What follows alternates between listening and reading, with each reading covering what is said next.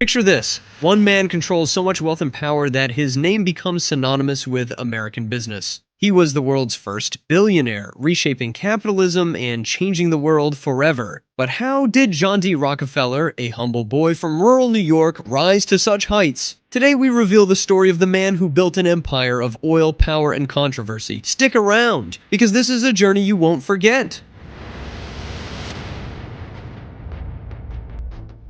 John Davison Rockefeller was born on July 8, 1839, in the small town of Richford, New York. His family wasn't rich by any stretch of the imagination. His father, William, a traveling salesman, was known as Devil Bill, a nickname earned from his manipulative, sometimes dishonest ways. John's mother, Eliza, however, was a devout and upright woman who instilled a strong sense of discipline and frugality in her children. From a young age, Rockefeller was taught that saving and hard work were the keys to success. As a teenager, John worked several jobs, from being a farmhand to eventually becoming a bookkeeper at a local produce company at the age of 16. He earned 50 cents a day, a modest wage, but one he carefully saved. Despite his humble beginnings, John demonstrated a rare ambition. His disciplined mindset and scrupulous savings were not just about surviving, they were laying the foundation for something far bigger. By the age of 20, John had saved enough money to invest in his first business. He partnered with a friend, Maurice Clark, to create a commission-based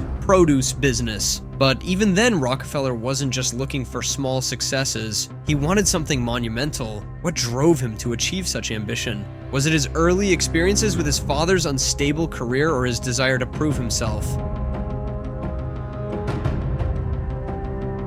Then, in 1859, the world changed. A young man named Edwin Drake drilled the first commercial oil well in Titusville, Pennsylvania, and struck black gold. The discovery was transformative, and it sparked an oil rush that captivated the entire country. But Rockefeller, ever the strategist, wasn't drawn to the drilling itself. He saw something much more lucrative in the refining process, the transformation of raw oil into products like kerosene and lubricants. At the time, the oil business was wild and unregulated, with many players rushing to stake their claims. But John Rockefeller, always calculating, focused his attention on the most crucial part of the industry, the refining process. In 1863, Rockefeller invested in a refinery, and by 1865, he had full control of it. His meticulousness and frugality would serve him well. By 1870, he had founded the Standard Oil Company, a company that would soon dominate the entire industry. While others focused on drilling, Rockefeller controlled the flow of oil. He understood that refining was the bottleneck of the process, and by controlling it, he could control the market. But Rockefeller didn't stop at just one refinery. He began buying out competitors, consolidating control over refineries and pipelines, and making secret deals with railroads to get preferential treatment. Rockefeller's move was genius, but it was also ruthless. By the late 1870s, Standard Oil controlled more than 90% of the oil refining in the United States.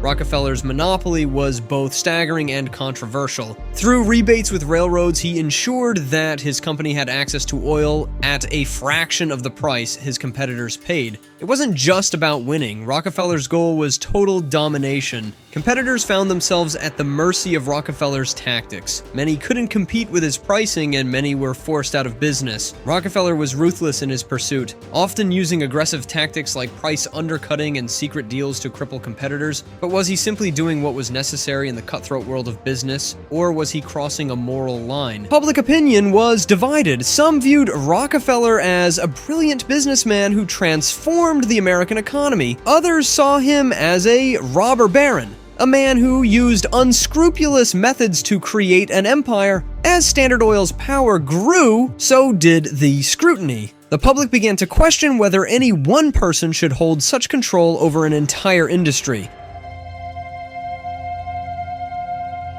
In 1911, the Supreme Court ruled that Standard Oil had violated the Sherman Antitrust Act, ordering the company to be broken up into 34 separate entities. Ironically, this decision didn't hurt Rockefeller. Each of these smaller companies continued to thrive, and his personal wealth grew even larger. The breakup of Standard Oil didn't mark the end of Rockefeller's influence. It cemented his place in history as one of the wealthiest individuals the world had ever seen. But was the government's action a victory for the American people, or was it a mere shift in power from one set of monopolists to another?